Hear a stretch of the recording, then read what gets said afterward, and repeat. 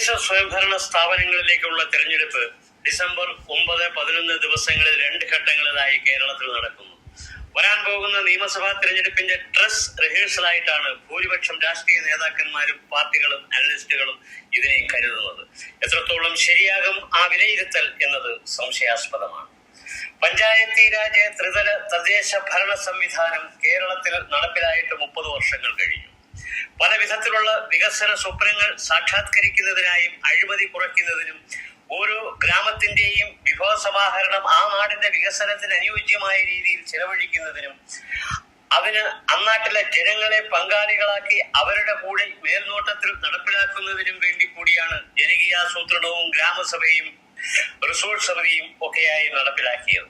30 വർഷമായി എന്തൊക്കെ നേട്ടങ്ങൾ നമുക്ക് നേടാൻ കഴിഞ്ഞു എന്നതിന് ഒരു പരിശോധന നടത്തേണ്ട സമയം വളരെയധികം കടന്നുപോയിരിക്കുന്നു. കുറച്ച് രാഷ്ട്രീയ പാർട്ടികൾ അവരുടെ ജാതി മത കുടുംബ ബന്ധ കാഴ്ചപ്പാടിലാണ് ഇന്നത്തെ തദ്ദേശ സ്വയംഭരണ തെരഞ്ഞെടുപ്പിനെ നോക്കിക്കാണുന്നത്. അതിനാൽ തന്നെ ഈ തെരഞ്ഞെടുപ്പുകൾക്ക് അത്ര വലിയ രാഷ്ട്രീയ പ്രാധാന്യമില്ലെന്ന് ഇന്ന് നമുക്ക് കാണാൻ കഴിയും. എന്നിരുന്നാലും കേരളത്തിന്റെ ഒരു രാഷ്ട്രീയ മനസ്സ് ഏത് തെരഞ്ഞെടുപ്പുകളിലും ഉള്ളതുപോലെ ഇതിനും ഉണ്ടാകുക തന്നെ ചെയ്യും. ആത്യന്തികമായി പറഞ്ഞാൽ പ്രയോജനകരവും പ്രായോഗികരവും അല്ലാത്ത വിധം പണം ചെലവഴിക്കപ്പെടുകയോ അടിത്തട്ടിൽ വരെ അഴിമതി വ്യാപകവും സാർവത്രികവുമാക്കിയ ലോക്കൽ പാർട്ടി നേതാക്കന്മാരുടെ ഭരണകൂടമാണ് ഇന്ന് തദ്ദേശ സ്വയംഭരണ സ്ഥാപനങ്ങൾ. യാഥാർത്ഥ്യബോധത്തോടെ പ്രവർത്തിക്കാൻ ശ്രമിക്കുന്ന തിരഞ്ഞെടുക്കപ്പെട്ട ഒരു അംഗത്തിന് ഉദ്യോഗസ്ഥ തലത്തിലെ നിർദ്ദേശങ്ങൾ പാലിക്കുക എന്നതല്ലാതെ മറ്റൊന്നും സൃഷ്ടിപരമായി ചെയ്യാൻ കഴിയാത്ത അവസ്ഥ. ശോചനീയമാണ് ഈ അവസ്ഥ എന്ന് പറയാതിരിക്കാൻ കഴിയുകയില്ല. തദ്ദേശ ഭരണ തെരഞ്ഞെടുപ്പുകളെ പാർട്ടിയുടെ കരുത്തുകാട്ടൽ ചടങ്ങായി മാറ്റാൻ ശ്രമിക്കുന്ന ഭരണകൂട ശ്രമങ്ങളെ നാം കരുതലോടെ മാത്രമേ, സംശയത്തോടെ മാത്രമേ നോക്കിക്കാണാൻ ശ്രമിക്കാവൂ. പുറമേ നോക്കുമ്പോഴും കേൾക്കുമ്പോഴും ചിലപ്പോൾ കാണുമ്പോഴും തോന്നുന്ന ഇന്ദ്രിയബദ്ധ വികാരങ്ങളല്ല യാഥാർത്ഥ്യങ്ങൾ. മറിച്ച് അഴിമതിയുടെയും സ്വാർത്ഥതയുടെയും സ്വജനപക്ഷപാതത്തിന്റെയും വൃത്തികെട്ട പിന്നാമ്പുറങ്ങൾ നമുക്കതിൽ കാണാം. ഓർമ്മകളിലെ ചിലത് പറയാം.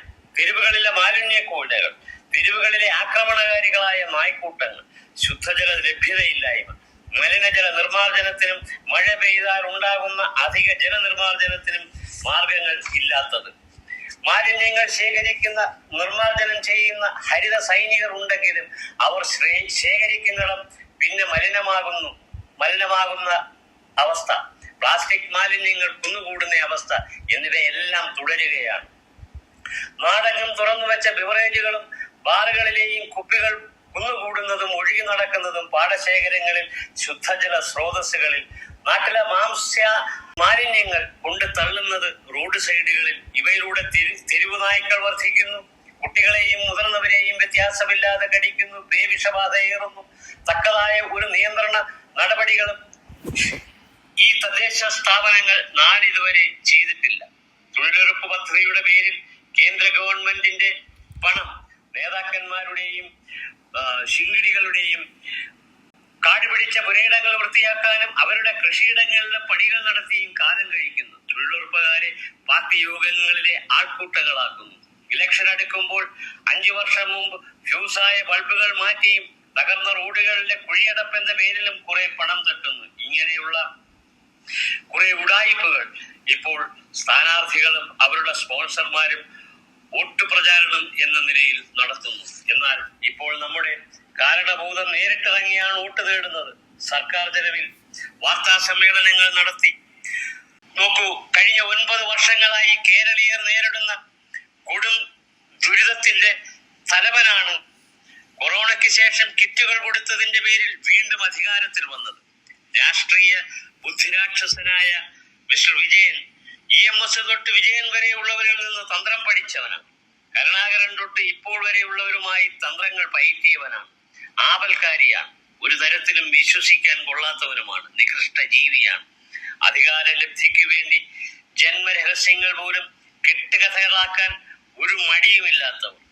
ദയയോ അനുകമ്പയോ സ്നേഹമോ അഭിനയിക്കുകയല്ലാതെ ആത്മാർത്ഥമായി പ്രകടിപ്പിക്കാൻ കഴിയാത്തവൻ. ഗതകാല വൈരം മനസ്സിൽ സൂക്ഷിച്ച് പകരം വീട്ടാൻ കാത്തു നിൽക്കുന്ന കാപാലികൻ. ഒളിവിലും മറവിലും എന്ത് കുറ്റകൃത്യവും ആസൂത്രിതമായി നടപ്പാക്കാൻ കെൽപ്പുള്ളവൻ. ചുരുക്കി പറഞ്ഞാൽ ഒരു അധോലോക രാജാവിന്റെ സകലവിധ അലങ്കാരങ്ങളാലും സമൃദ്ധൻ, ആസ്ഥാന വിദൂഷകന്മാരുടെ മുഖസ്ഥിതികളിൽ സ്വയം വിജൃംഭിതനാകുന്ന, സൂര്യനേക്കാൾ പ്രകാശമുള്ളവൻ, കഴുകനേക്കാൾ ഉയരത്തിൽ പറക്കുന്നവൻ, പാമ്പിനേക്കാൾ പകയുള്ളവൻ, ലണ്ടൻ ടൈംസ് സ്ക്വയറിൽ മണിയടിക്കുന്നവൻ എന്ന് വേണ്ട ഈ വാഴ്ത്തുപാട്ടുകളിൽ അഭിനയിച്ച് കോടിക്കണക്കിന് വിലയുള്ള കാറുകളിൽ നൂറുകണക്കിന് അകമ്പടിക്കാരുമായി ആർത്തുമതിക്കുന്നവൻ വിശേഷണങ്ങൾക്ക് അവസാനമില്ലാത്തതിനാൽ തുടരുന്നില്ല. അഴിമതികളുടെ രാജാവാണ് അയാൾ. അധികാരം ലഭിച്ച നാൾ മുതൽ അഴിമതി തുടങ്ങിയതാണ് അയാൾ. അതിനായി അയാൾ ചതിച്ചത് പ്രത്യയശാസ്ത്ര വിശ്വാസികളായ ലക്ഷങ്ങളെയാണ്. അയാളുടെ എണ്ണമറ്റ അഴിമതികളെ കുറിച്ച് നിങ്ങൾ ബോധവാന്മാരാണെന്നറിയാം. എങ്കിലും അമിതമായ കമ്മ്യൂണിസ്റ്റ് പ്രത്യയശാസ്ത്ര വിശ്വാസത്തിൽ വരുന്ന തിരഞ്ഞെടുപ്പിൽ നിങ്ങളുടെ അടുത്ത് നിങ്ങൾ വിശ്വസിച്ചിരുന്ന ചിഹ്നവുമായി എത്തുമ്പോൾ നിങ്ങളുടെ മനസ്സ് മാറാൻ സാധ്യതയുള്ളത് കൊണ്ട് ഈ വിശ്വാസവഞ്ചകന്റെ അഴിമതികൾ അക്കമിട്ട് അവതരിപ്പിക്കുകയാണ്. ദയവായി കേൾക്കുക. അതിനുശേഷം 9, 11 തീയതികളിൽ CPIM-നെതിരായി വോട്ട് ചെയ്യുക. SNC ലാവ്ലിൻ കേസിൽ തുടങ്ങിയതാണ് ഈ അഴിമതി. 100 കോടി രൂപയുടെ അഴിമതി നടന്നുവെന്നാണ് അഭിപ്രായം. ക്യാൻസർ ആശുപത്രിയുമായി മറവിലാണ് ഈ അഴിമതി. ലൈഫ് ലൈൻ അഴിമതി, സ്പ്രിംഗ്ലർ അഴിമതി, കോൺസുലേറ്റ് വഴിയുള്ള സ്വർണ്ണക്കടത്ത്, ബിരിയാണി ചെമ്പിലെ സ്വർണ്ണക്കടത്ത്, ഖുറാൻ വഴിയുള്ള സ്വർണ്ണക്കടത്ത്, എന്തിന് കോൺസുലേറ്റ് വഴി ഈന്തപ്പഴത്തിൽ പോലും സ്വപ്ന സുരേഷും ശിവശങ്കരന്മാരും KT ജലീലും ഒക്കെ ചേർന്ന് നടത്തിയ പ്രമാദമായ കേസുകൾ എന്തുകൊണ്ടാണ് ഇന്നും തീരുമാനമാകാതിരിക്കുന്നത് എന്നത് ദുരൂഹമാണ്. കോടതിക്ക് മുന്നിലുള്ളത് കൊണ്ട് ഇപ്പോൾ അഭിപ്രായം പറയാൻ കഴിയില്ല. ഉന്നത വിദ്യാഭ്യാസ മേഖലയിലെ VC, PhD, വിദേശ സർവകലാശാല അഴിമതി, പാർട്ടിക്കാർക്കും ബന്ധുജനങ്ങൾക്കും വേണ്ടി ചെയ്ത കൊള്ളരുതായ്മകൾക്കും, PSC തട്ടിപ്പ്, പഠിച്ച് പരീക്ഷ എഴുതി ഇന്റർവ്യൂ നടത്തിയ വിദ്യാർത്ഥികളെ മുട്ടിലിഴയിപ്പിച്ചത് ഈ നരാധവനാണെന്നും ഓരോരോ ഉദ്യോഗാർത്ഥിയെയും മനസ്സിലാക്കണം. നിങ്ങളുടെ കമ്മ്യൂണിസ്റ്റ് വിശ്വാസത്തെ മുതലെടുത്ത് അധികാരത്തിലെത്തിയവരാണിവർ. ആശാവർക്കർമാർ തെരുവിൽ അധിക്ഷേപിച്ചവരാണവർ. സ്വന്തം മകൾക്കായി അഴിമതി നടത്താൻ സൗകര്യം ചെയ്തു കൊടുത്തു. കേരള തീരത്തെ കരിമണൽ കടത്തിന് കൂട്ടുനിന്നു. ഊരാളുങ്കൽ സൊസൈറ്റിയെ ഉപയോഗിച്ച് PWDയിൽ കൊടും കൊള്ളകൾ നടത്തുന്നു. കിഫ്ബിയിലൂടെ കോടിക്കണക്കിന് കള്ളപ്പണം വെളുപ്പിച്ചു. പദ്ധതി പ്രദേശങ്ങളിൽ ഭൂമികൾ വാങ്ങിക്കൂട്ടി. അതിലൂടെ കോടികൾ മുക്കി. കൊറോണ കാലത്ത് മെഡിക്കൽ PPP കിറ്റുകളിലൂടെ കോടിക്കണക്കിന് അഴിമതി നടത്തി. ഒരു കാറ്റിലും ഇടിയിലും തകർന്നടിഞ്ഞ നിരവധി ടൂറിസം പദ്ധതികൾ നടത്തി. നാഷണൽ ഹൈവേ അതോറിറ്റി ഓഫ് ഇന്ത്യയുടെ കോൺട്രാക്ടർമാരുമായി കൂടിച്ചേർന്ന് എലിവേറ്റഡ് ഹൈവേ DPR അട്ടിമറിച്ചു. അതിലൂടെ നിരവധി ക്വാറികൾ, എർത്ത് സപ്ലൈ യൂണിറ്റുകൾ ബിനാമി തലത്തിൽ നടത്തി. റോഡ് നിർമ്മാണം അട്ടിമറിച്ചത് നമുക്ക് കാണാൻ കഴിയും. എത്ര റോഡ് ഇപ്പോൾ തകർന്നു കഴിഞ്ഞു. റോഡുകൾ തകർത്തപ്പോൾ ഇപ്പോൾ ഇത് കേന്ദ്ര പദ്ധതി, അല്ലാതിരുന്നപ്പോൾ അത് സംസ്ഥാന പദ്ധതി, ഭയങ്കര പദ്ധതി.